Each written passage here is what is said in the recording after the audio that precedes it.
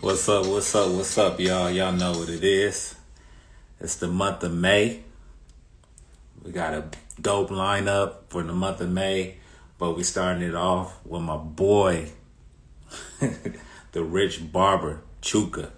So, waiting for him to jump on so we could get started, start this conversation. You already know what it's about. If you've been checking me out and checking my previous videos with all the dope barbers worldwide, you already know how it goes down. So, chill, maybe get a cup, fill it up, a little drink, sit back, relax, and listen to the dope conversation. This your boy Garcy, Talk That Barber Shit, going up live.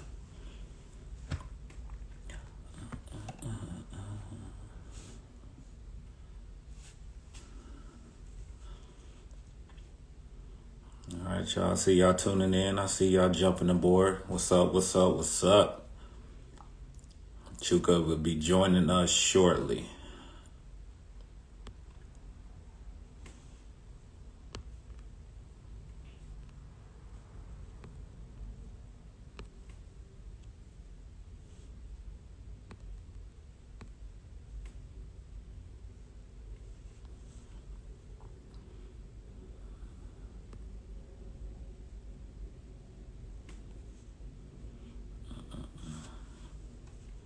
All right, see Chuka aboard. Here we go. Here we go.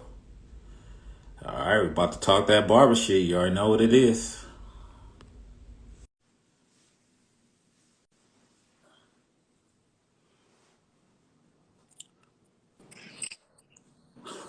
What up, man?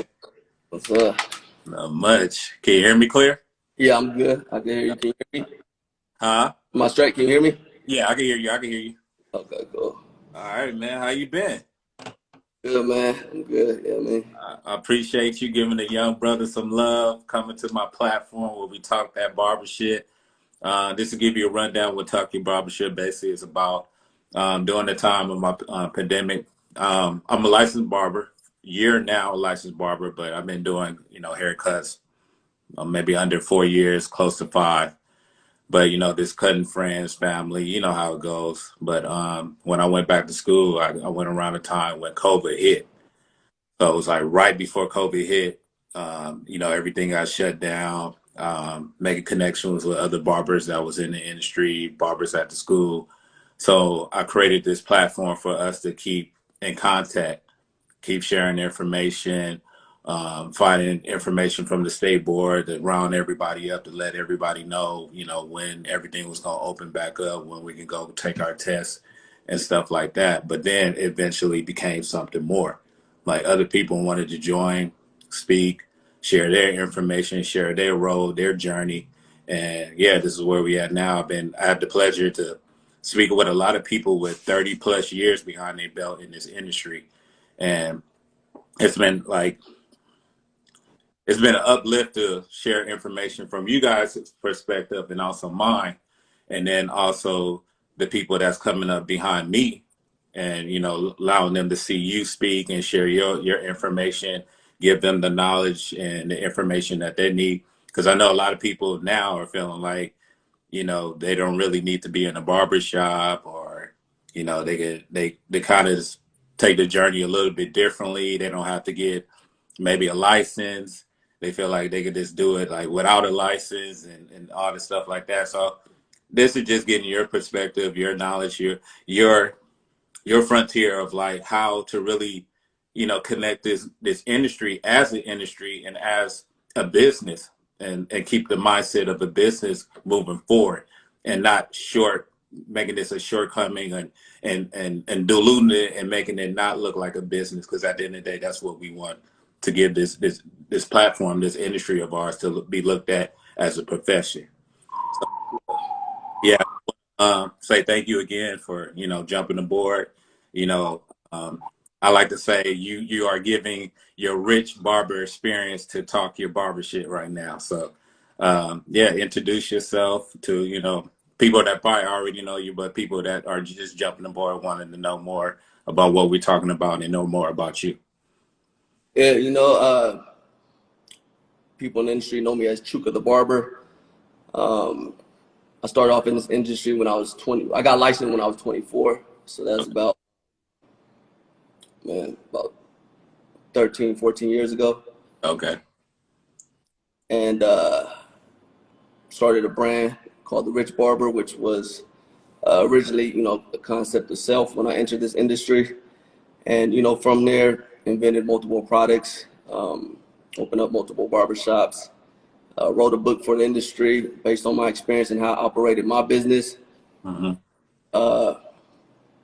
Yeah, now I'm out here in Los Angeles. I'm originally from Sacramento, California.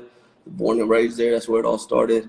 All About right. 3 years Now. ago, about 3.5 years ago, I moved out to LA. Opened up 2 shops in 2009 on Beverly Boulevard in West Hollywood.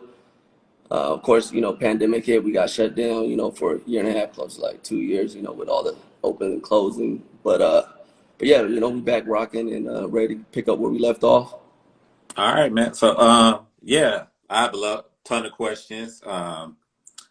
First off, I mean, you already said pretty much how you got started, but was it a part in the industry of like when you first started? Like, what drew you? Honestly, what drew you to being a barber? What got you to the point where you was like, I want to be a barber and I want to be a well-respected barber in this industry?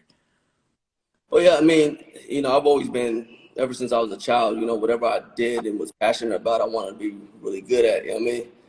And so, growing up, I never wanted to be a barber. I never thought I'd be a barber. All I wanted to do was, play basketball. I thought I was going to play professional basketball. Yeah. Every kid growing up in the ghetto, I mean, the only thing we got is a fucking basketball court in the middle of the apartment complex. And, what was there left for us, you know what I mean?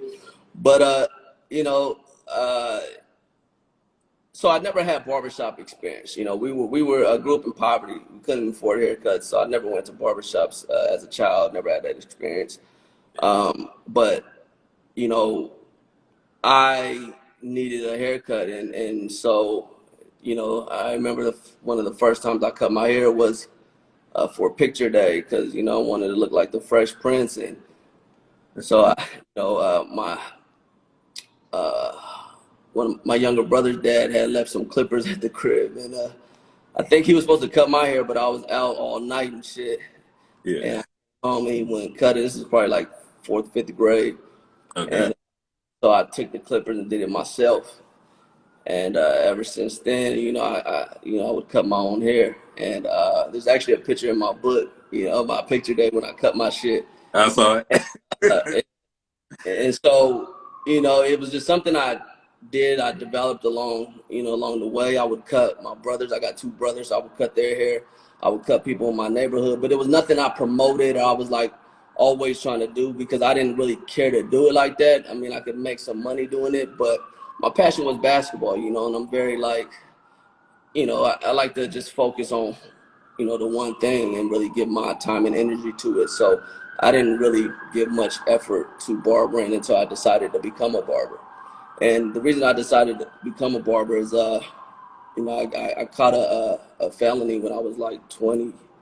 I turned 21 in jail, and then a little bit after that, I ended up getting married pretty young at 22, and then my daughter came that first year too, and I was kind of drifting, and I didn't have many options, with a felony strike on my record, so it was like, this thing was there in my back pocket. It was something I had, and I remember my father-in-law.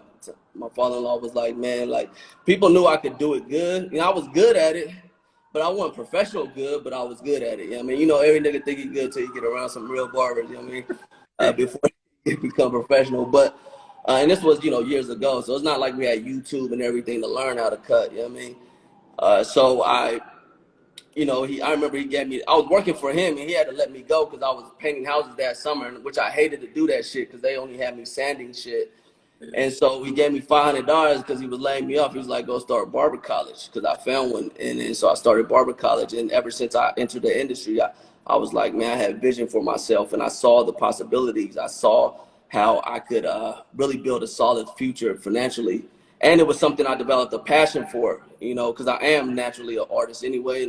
And and so I grew that passion for it, went hard, and ever since then, man, just been, continue to grow as a barber, as a entrepreneur, whatever. I mean, Wow, that's dope, man. Like, where did honestly, like, going through, your trials and everything, and then, like, you said like your passion was basketball, and yeah, like you said, every inner city young youth, we dream to be like the next Jordan. For my era, it was, Kobe and a little bit of like Iverson. I love Iverson because yeah, I feel like don't grow anymore. So he gave me that moment to feel like, hey, at 6'1", 6'2", I can hopefully still make it. But yeah, if you like channel that passion to like do everything you went through to say, okay, now I'm in this industry as a barber, and I'm gonna take everything that people try to deny me of and trickle it into this and push forward. yeah. Well, man, I just always been hungry. You know what I mean? Yeah. So, like I said, anything that I, really give my attention, anything that I choose to go after, I'm gonna go hard. You know what I mean? I want to be one of the best, and I want to maximize the opportunity. And like I talk about in my book, it's not just about passion with me. I got to see financial benefit. You know what I mean? Like, it got to be a monetary benefit with like no cap in a way. So it's not just passionate about barbering. Like, I saw the opportunity, you know what I mean, financially, because I come from poverty. So I ain't doing shit just because I'm passionate about it. It got to have some monetary, connection benefit. So it was being able to have that, control over my future. And so because I was like back in control of my future, you know what I mean? Like, it was all on me. I could do it big or I could fuck around and do it small. But you know what I mean, I'm in control now. You know what I mean? Can't nobody put the cap on me. I'm independent. I'm able to develop my skills to a certain level if I choose to. I'm able to, rewire my thinking. And adopt new mindsets that's gonna help propel me where I want to go. And and I could, select the environment and the motherfuckers I want to be around. You know what I mean? So it was just that recognizing and embracing the opportunity at hand. You know what I mean? I was passionate about something and I could get paid well doing it. Like, come on, man. So one thing that stuck out to me, what you were saying right then and there, how did you make sure to eliminate the negative that was probably in your circle to make you stay, okay, I know, like you said, passion is gonna be there, but to Yeah. make sure this move that I'm making to create this layout that I'm working towards, I had to eliminate everything that's around me that could be negative. How did you find that point to this? Well, at first you can't always eliminate everything that's negative. You know what I mean? Like, the first shop I worked in, like, there was a lot of like my last post I posted, it was like, I mean, it was a lot of friction. I mean, like, I got fired my second week in there. He let me come back, but we was outside finna fight because I didn't know how things were getting down in there until I got in there, and then, like, next thing you know, it was friction, and then people would come in like from, cats that got straight out the pen, you know what I mean, coming, they hungry and we all hungry, you know what I mean, at the Yeah. time. So it just, you grow and then you outgrow a space, you know what I mean, or you outgrow an environment or you outgrow people. But at first, you know what I mean, it's just, you don't really, it's there at times until you actually, put yourself in a position where you can choose your environment. And you always want to choose your environment wisely, right? But back then you didn't have too many choices. I mean, the industry has grown 10 times, I mean, 20 times, since then. But it's important to know what you're going after and know what matters to you and have purpose, and vision for yourself. Otherwise, it's easy to get caught up in the negativity because it's going to be there. You know what I mean? Like, you can't escape it, but you can design your life in a way to where, it doesn't affect you, or you can get as far away from it as possible. But starting off, most likely it's gonna be there. I was the only one trying to go after what I was going after a lot of times. Like, thinking beyond the barbershop as far as like an entrepreneur, they was motherfuckers, people didn't, there was no support on that. There was no support trying to like do what I was doing. No one gave a fuck. All they do is see me, my ups and downs, and me failing and making mistakes along the way, but no one ever gave a fuck until something actually manifested from it. You know what Yeah. I mean?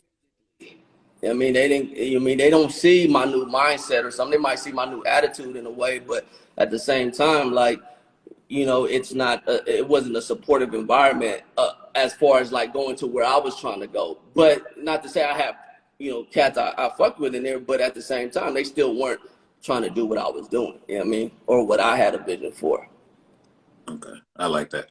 Um, for like most barbers, probably every barber, when you finally get into that shop and you're cutting and you do one good head and you do another good head and you get that one that tests you like, hey, you know you fucked up, right? how do you how do you maneuver and keep pushing yourself forward after that encounter with someone that said, oh, you know, I didn't like the way you did my cut, or you know, this is, Yeah. you know, you call yourself a barber, you know, they start, you know, testing your flow. Like, how did you get past all that? Yeah. Well, you know, you're gonna starting off. It's a lot of emotion. You know what I mean? And when someone doesn't like the haircut, you know, it hits you in the heart. You know what I mean? Knock your fucking breath away because they basically saying I don't like you. You know what I mean? Like it hits you in the heart because we're giving a service. This is what we, you know, this is our art. So we're very connected to it. Yeah, Um, you know, I think you know, you need those challenges. You know what I mean? You need those things to really like, you know, cause you to step your game up. And it might be one of those cuts that you just wasn't prepared for and you realize you got to go back and continue to work on your skills. You know what I mean? Like in the book, I talk about the act of barbering and really approaching it with mastery. yeah, So if you know, you fuck up on a haircut, then maybe you need a haircut muse and compare your shit, that cut with, you know, and realize, see where the contrast and see where you can work on your skills. But you know, you got to really, you know, confidence. I talk about in the book too. Confidence isn't self-confidence isn't something that just comes to someone automatically. So you probably want to have a way to affirm that every day, to affirm your confidence, because yeah, you're gonna make mistakes, but you don't want that mistake to tear down your confidence to where you bring that shit into the next haircut and the following haircut into the next day and shit like that. You really want to, you know, have a way to affirm that confidence and wake up the next day or get on the next cut and really just approach it as if the last one didn't happen. So, you know, we got to consciously do these things. Otherwise, you know, a mistake like that could, you know, really cause someone to, can affect someone in a negative way long term. You know what I mean? yeah. Um, like I I know said, people that's quit. I've heard stories of people that's kind of was done and they don't want to be responsible for someone's hair because, you know what I mean? Like, so it's a real thing. And we forget as being barbers that's been in the game for a while, like sometimes it's not until I have these conversations when I remember those strong emotions and those experiences and how real they are. yeah, definitely, man. Honestly, I want to say, you know, I really value the time that you took to, you know, put this book together, the Rich Barber Method. I love the triangle of different layers, the client experience, the marketing, the act of barbering, the detail of that, and how you structured to like gradually keep growing yourself mentally. Um, was this in a way of like you reflecting where you at now to when you first started, to kind of like, if you was like giving your like speaking to your younger self, giving your younger self advice of like, damn, if I had this right when I was younger, where would I be? If you understand what I'm saying? Well, Yeah, experience. I wish I would have had it when, you know, I was younger because it would have sped things up because we didn't have a way to navigate this industry. You know, there was no model. And what I realized was everybody was imitating everybody because no one actually consciously designed a model. And like, you know, basically what we're doing with a model or like a framework is trying to really map out reality. We're trying to understand reality so that we can operate in a way to really, you know, maximize the opportunity at hand. So basically what that is that it's mapping out the reality of the barber game. And so you can understand it and you can understand how everything interconnects with each other and how everything stands alone, and you can conquer each domain one at a time. And then when you conquer all of them and do them simultaneously, then the power start to happen. But, you know, without really breaking it down like that and understanding each component, you know, a lot of times people don't know what's what or where to place what type of opinion or advice and everything, and people get confused. So, you know, yeah, I mean, if my younger self had that, would have been all the better, you know what I mean? But it wasn't around. But, you know, any younger barber like coming up, like, you know, I would recommend you read that because now you got a map, and that's the reality of the barber industry. And if you follow it, you can, you know, really have superior results. I know you spoke about being married. Are you still married, if you mind me asking? Mm-mm. Okay. Um, as far as like relationships and like you said, you say you have a daughter, right? I got a 14-year-old daughter. To maneuver in like your health, your relationship with your kid, and the barber industry? How do you, make each flow? I know it's a hard kind of question, kind of really, because you got to put whatever you can in each one. But how do you make sure that each one is getting the best energy from you to keep pushing forward? Oh, I mean, you know, you just got to you froze a simplify your little. life. You can't have every, Yeah. huh? Oh, sorry. I said You it said, froze a little bit. I heard what I said. okay. I was just saying, you know, you just got to simplify your life and just, you know, realize what's important, and not try to, you know, realize that you can't have everything. So, you know, I just keep my life simple, man. If I keep it, the more simple I keep it, the more time I can focus and give attention to the things that matter. Okay. Um, I know a big thing now as far as the industry is social media, social present, building a better guideline to, show your creativity, to show your business. What is it that you like and what is it that you dislike between this new realm of the industry? I mean, you know, I think I like the fact that, you know, the social media gave us barbers the opportunity to push our industry to a level that's never been before. You know, without social media, we probably wouldn't have ever got the exposure. I mean, because prior to this, barbers, we didn't get exposure like that. It was like, you know, hairstylists, cosmetics. I mean, they were the ones that the big media companies kind of like had involved, and kind of like they could leverage that, but we didn't have no platform to really leverage us and really push our industry. So, uh, you know, that's definitely, you know, I think the most important thing that social media did for our industry is just gave us a way to do it ourselves as barbers. Um, I mean, one thing I don't, I mean, you know, there's a lot of shit, you know, I Stop don't that care. shit. I like it, don't fuck with it, or I don't care for it. But you know, they do what they want to do with it, man. Shit, it's not my business. You know what I mean?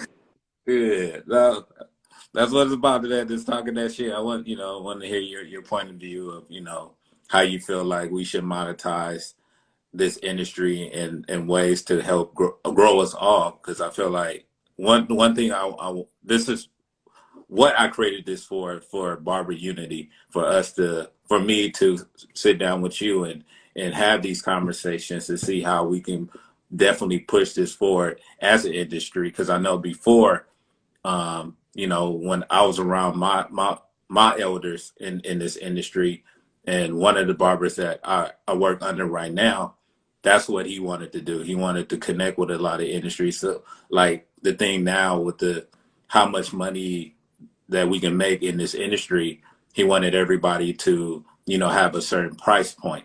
So to keep elevating the price point, but some people were scared to elevate their price point because they felt like they was going to lose their clientele, or their clientele was going to leave them to go to somebody else. But I feel like now, with the industry and how the industry is now, like, okay, if this is my price point and you can't buy by my price point, I don't have no problem with you going with someone else because I know somebody is going to pay what I feel like I'm valued for.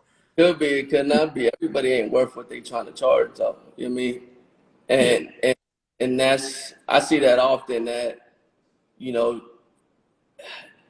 everybody ain't worth what they trying to charge. Okay.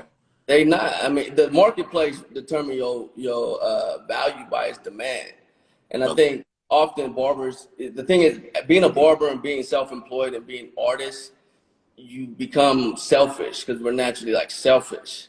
Okay. So like self-employed people become really, really selfish. And what happens is they start thinking it's all about them. But you're bringing a service to the marketplace. It is about you to a certain extent, but at the same time, the marketplace determines the value of you and what they're willing to pay. But if you have demand, if you have this overflowing demand, is the marketplace saying, yeah, I want you, but what, there's only one of me, okay, then my value go up. If I continue to have this demand, okay, bam, it's telling me I'm worth more. There's only one of me. If you want me, my price go up. Mm. Bam, the marketplace still telling me, you know what I mean? So, but some motherfuckers, you afraid to raise your price if you ain't got no overflowing demand. Why? Because the marketplace don't really value you that much. And Okay. if you raise your price, you probably gonna lose half your clientele, but probably more. You know what I mean? Like I've seen people come in my shop just trying to play off the reputation and brand. And like you ain't worth that, nigga. You know Yeah. what I mean? You sitting in this motherfucker 5 hours a day with no clientele and you trying to charge what? You know what I mean? So it's like, obviously the marketplace, you're not worth it because no one even know who you are. No one's coming in there looking for you. Now, if you start at a certain fair price and then now you can earn your shit. And then when the marketplace tell you worth more, but I've seen people kind of just struggle at the same place because they just automatically think they should be charging more because the industry is charging more. You got to look at yourself as a business and look at how your shit is operating and the demand for you.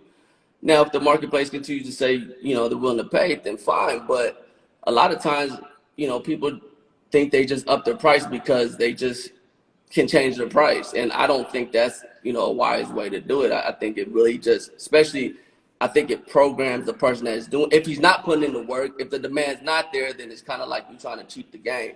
You know Yeah. what I mean? No, I agree. I agree So with you. you're careful with that. And because I've seen it happen. You know what I mean? No, no, no. Like I said, I agree with you. Highly agree with you on that. I feel like you have to put in the work and the time and gradually watch your development grow to estimate like what you think, you should be charging as far as your cuts. So Because I ultimately we getting paid for it. First, you getting paid. Like ultimately, it turns into you paying me for my time. And mhm. if there's someone willing to pay me more for my time, then then it should go to that person. But how do I do it like that? How do I create a system or a way to where I'm able to be aware of that and constantly scale that? But ultimately, you paying for my time. But if you're not, if you got free time and you're trying to up your price, Yeah. and then upping your price gives you more free time. Because people, it's like, nigga, then what we do, we working backwards because what we try, it's the time that's valuable. You know Yeah. what I mean? Yeah. Nah, I see that's the shit I want to hear, and I appreciate you sharing that information. Um, how you feel about a lot of barbers that feel like they just skipping school and just getting the suite and being a barber? That's their business. I Okay. mean, I think I think a lot of times, I understand why people, there's special about, like, I like the element of a barbershop. There's something special about a barbershop, right? Working with a team, right? Um, People that want to just go in the skip and go in the suite, bro, you can't cheat the game. You know what I mean? And it's I don't know, man. It's all to the individual. I don't have no. I just know it's not for me, or it wouldn't be for. If I was a barber, like I realized I did a sweet thing years ago. You know what I mean? And that shit get boring being in a box by yourself all day long. I Yeah. mean, some of them motherfuckers ain't even got a window in they shit box. Right. And I wonder why they got. Uh, I see a lot of people jumping on. This is also a way for a lot of people that follow you and want to, ask questions and pick your brain. So if it's a lot of people that's on board and they feel like this might be the opportunity that they can ask a question and hopefully get it seen and reply back, go ahead and shoot. I'm gonna see if I can see anything that, maybe a question that might be dope for you to ask. Or I mean not ask but respond to. I'm trying to scroll through it too. I can't see scroll. Yeah. I don't see anything that really paying 15K to learn how only to pass the exam is rip off. Somebody post paying 15K to learn only to pass an exam is a rip off in some scenarios. What you think about that? Uh, I mean, if you take that perspective, if paying, if you skip the whole, he skipped the whole education part. Yeah, right. I think a lot of times I don't know where people get they. I don't know. I think you paying 15K for education, man. I mean, and if that education can make you uh, so much more valuable to the marketplace, give you so many more skills and understanding of your craft, you know, I think you got to look at the results you can get, or the long term benefit that you get from investing in yourself. You got to look at the shit as an investment. Obviously, he looked at it as a bill to be paid. He looked at it as a cost. He didn't look at it as an investment. So I think that's a lot of times people just have the wrong perspective on investing in themselves. They look at it as a cost. I paid $20,000, you know, being a 1 year, you know, meet 4 times a year quarterly, and I paid. Do I look at that like a cost? No, I'm investing in myself. The multiplying benefit that I get from that is going to be way worth more than that 20,000. People's perspective is just fucked up. You know what I mean? They don't know. They want they don't respect it. You gotta know it's so important to have a mindset of I'm investing in myself. I'm not just going to school for an exam at the end. Right. There's a process. There's a mind development. There's an understanding of my craft. There's guidance. You know, there's experts that I'm gonna be able to learn from. There's skills like, you know, I went to a barber college, man, that was in a motherfucking swap meet. We didn't have like I couldn't like there weren't that many available. This was the cheapest one too, and I needed to go that route. And plus, somebody put me onto it.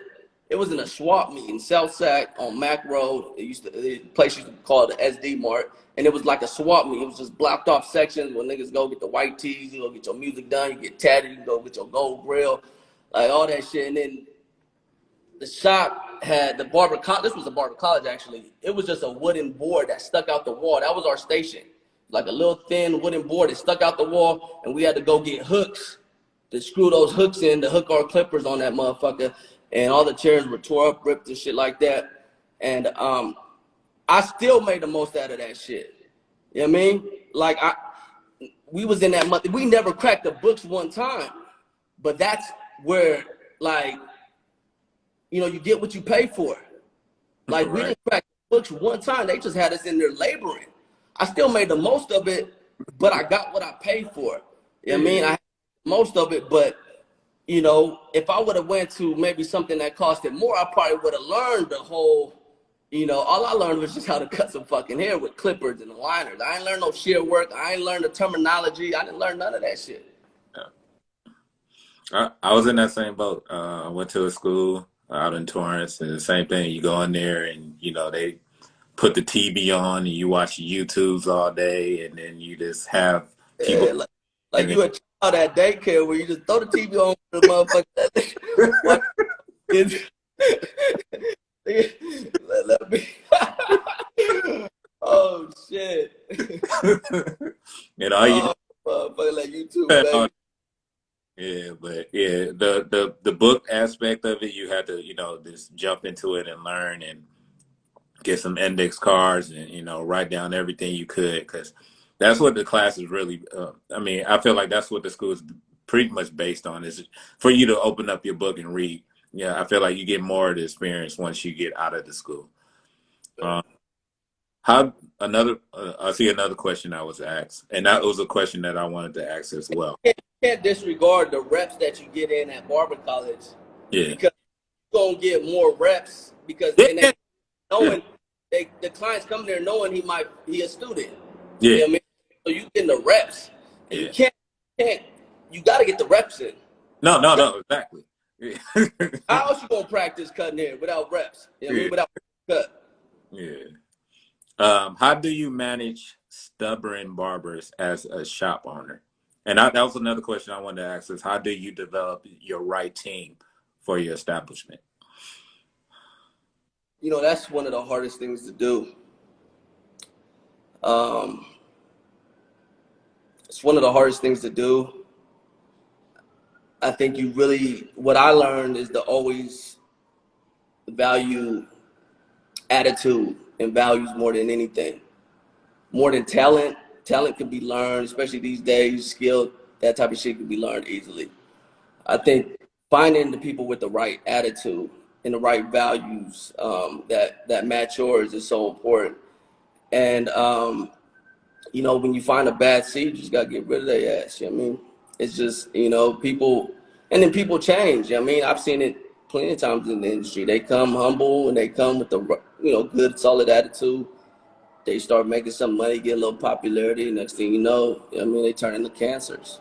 So, you know, it's like they say, you don't really know who a motherfucker is till you get a little, you know, little money.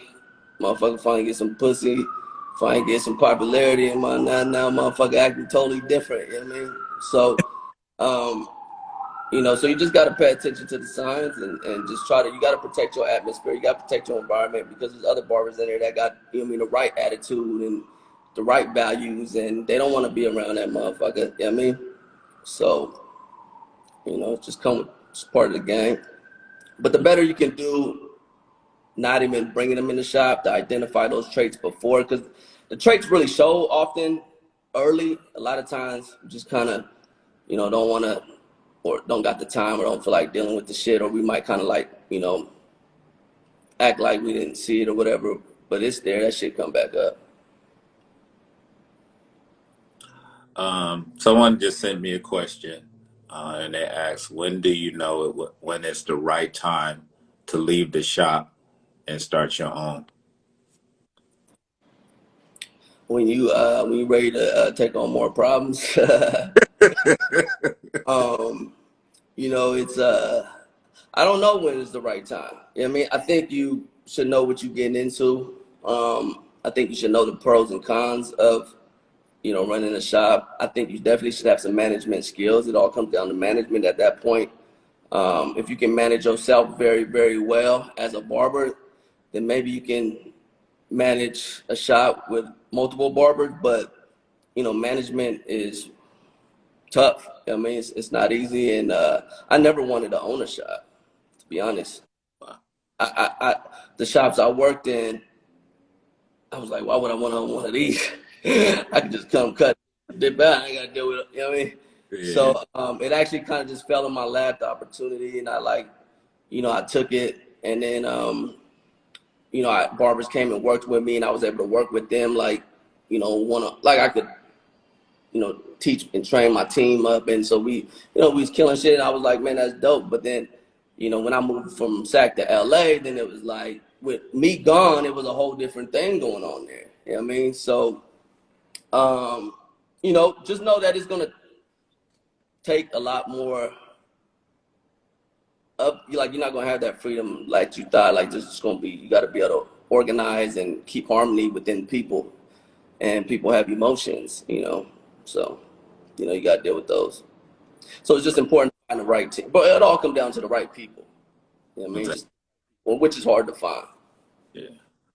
Um, what is it that you want people to take away from your your what you deliver as far as what you put out, as far as your product, your book, your information? What is it that you hope that people will leave when, you know, they come across you or your product as the Rich Barber?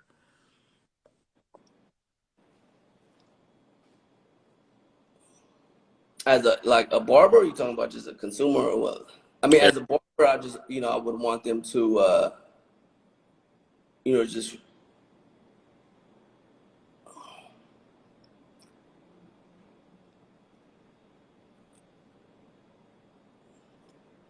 I mean, I would say like, I mean, it all comes down to like the Rich Barber, right? It all comes down to that mindset, you know, and really,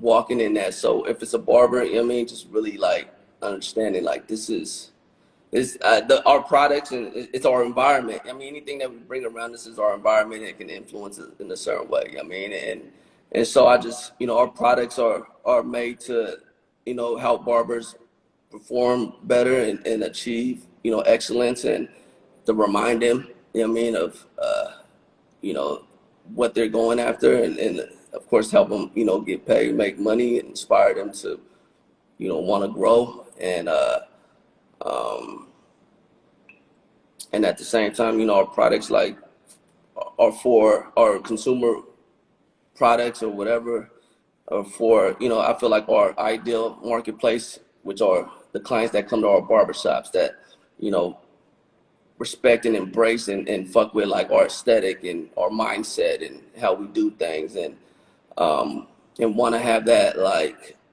feeling at home, want to be able to take that feeling home from the barbershop that they get and actually have it in a daily routine. I mean, that's what we make our shit for.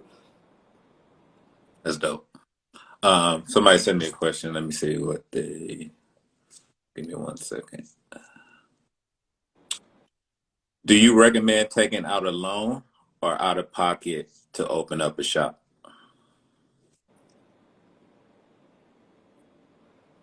I mean, it all comes down to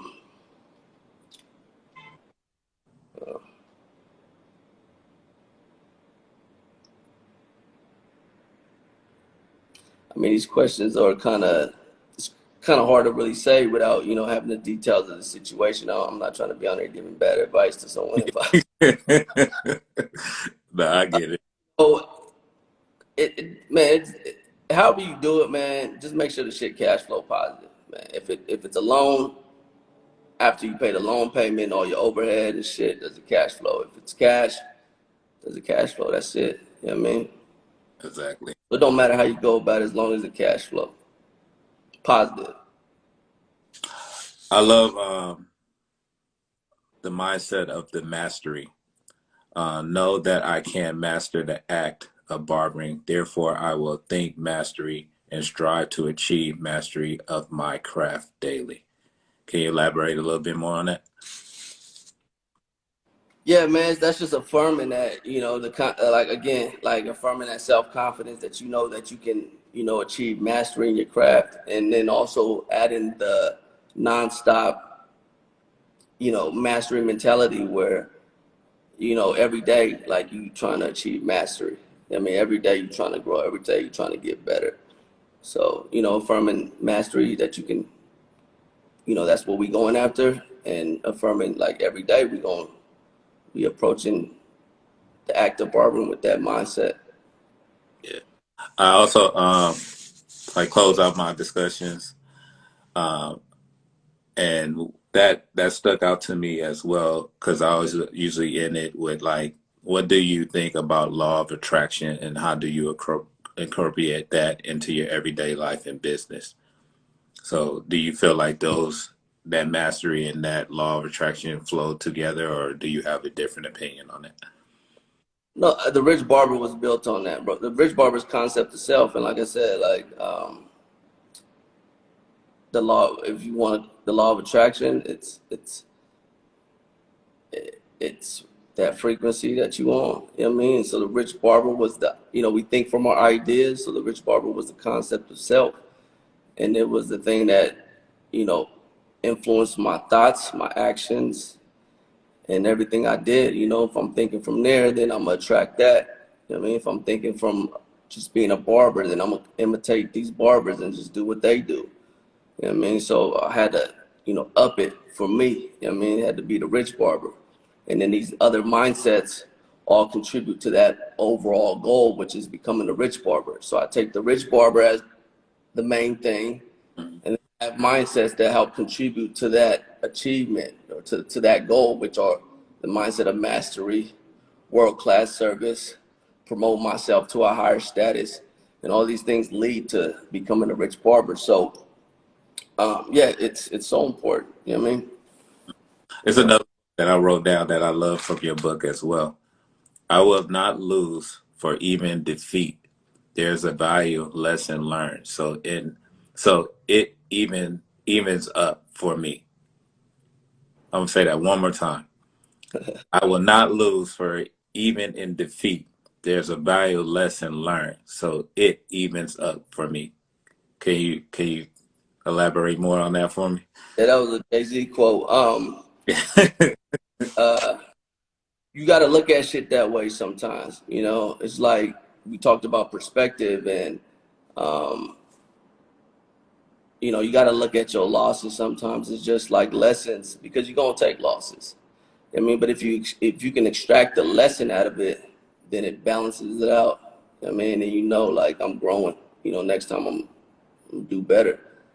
I mean, if you take it as a loss and it's like you fucked, I mean, you don't extract the lesson out of it, then it's just a loss. So you got to find the benefit, the lesson in all your losses, so you know, so you don't repeat them at least.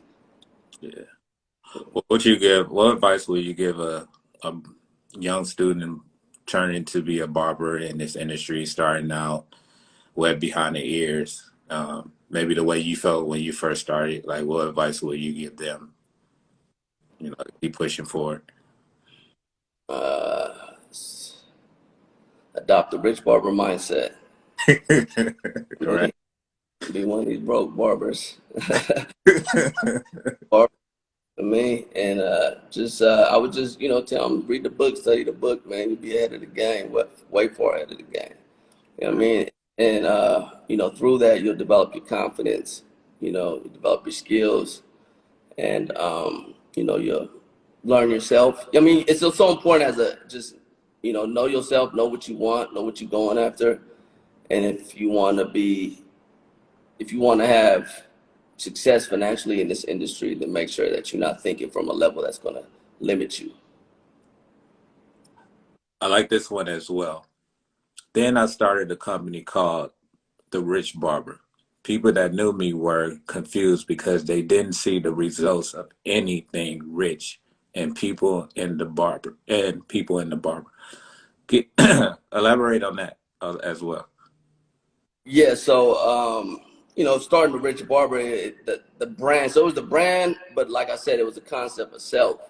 And when I started the brands, like people, there was no physical manifestation of riches. There was no material things. So you know people didn't understand it. People probably thought I was arrogant, but at the same time, like as I said, it starts in the mind, starts in the imagination. You got to have vision for yourself, and you got to, know where you're going, and you got to walk in it before. Like you just got to walk in it with faith, and you know, because everything around you is going to not be in agreement with that. You know what I mean? All of a sudden, you if you've been having a certain mindset your whole life, or multiple ideas about yourself that's kind of been destructive or ain't really been very beneficial to you, then all of a sudden you take upon new ideas, you take upon new concepts of self, new beliefs. Your environment and everything around you is not going to agree with that, because that environment was attracted by the old you, the old mindsets, the old thought processes, the old concepts of self, right? So now all of a sudden you find yourself in environments that's not in agreement with the new you. So you got to make sure that you got courage and faith to go through that, and to really just hold on to that vision in spite of, no one really in agreement with it, no one understanding it, you know, and that could be anybody in your circle. And that's even you. You're gonna go through your own doubts and shit. You know what I mean? So, um, you just got to move on faith and just have courage. And that's the only thing. Like, everything goes to teach us faith. So you got to, hold on to the vision. And it has its appointed hour. And to come, if you hold on to it, you give up, then it ain't going to see the light of day. Definitely. I like this one as well. Back when I was just starting out, my mindset was hustle hard with ambition. The problem was that is I didn't know how to direct my hustle and ambition to bring about bigger and bigger results. Yeah, so most of the time people just want to hustle. I had ambition and I'm working hard. But when you can organize your thoughts, your mind, your environment, everything, like you design it in a way constructively so that you can have superior results. So it's kind of like understanding cause and effect and just moving differently. Not just anybody could just work hard, hustle hard with ambition, but to really like consciously design some shit in a way that is going to give a superior result. I mean, it's just moving more consciously, and and that's what that is, you know. And that's what the Rich Barber Method is. Now you're more conscious on what you're doing. Like you have it mapped out, and you know, if I do this, then I'll get this, and if I'm, you know, treat people like this, then they'll react like this. So, Nah, man. I want to say thank you. Appreciate you taking time out your busy schedule to sit down with me and chop it up. This means everything. I definitely got to get my hard copy now because I just downloaded it from the, but right. I'll definitely want the hard copy, and I'm gonna bring it by your shop so you can sign it for me. But yeah, man, this is not a one-time thing. Hopefully, we could chop it up some more. But yeah, this has been a blessing, dude. I really appreciate you, and yeah, Have this is me on. Congrats on everything, man. Right. Another one. so. Just hold on. I'm gonna clear this out, and we could chop it up a little bit more. But Okay. I just, everybody that tuned in got a chance to hear the wise and wisdom of this young fella right here. Definitely check out his platform. Definitely, get the book. Is so much information that can really help you and move you forward with anything that you're trying to do with life. It doesn't have to be just about barbering, but if you're a barber, you definitely want to grab this book. Is it anything that you want to shout out or let people know more about?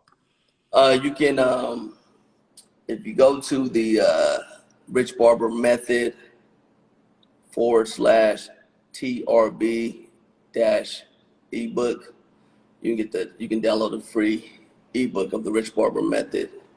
I don't know if we can put it in here. Let me type it in here real quick. Do that.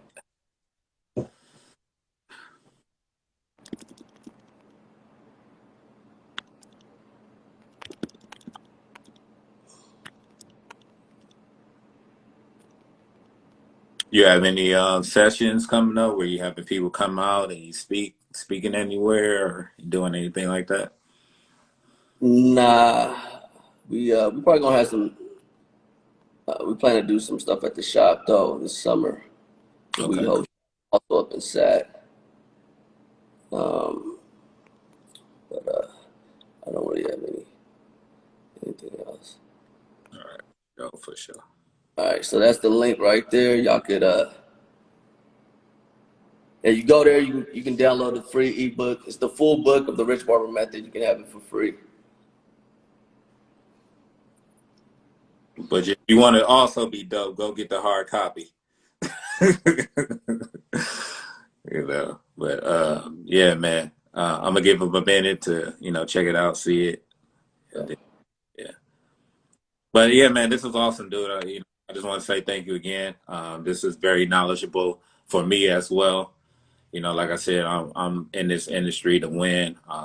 This is what Talk Your Barbershit is about. It's not about like bringing anybody down or talking bad about the industry. It's about this what you did today, sharing your knowledge, sharing your wisdom, sharing all key information to help us move forward and keep developing as an industry and as an empire. So I just want to say thank you again, man.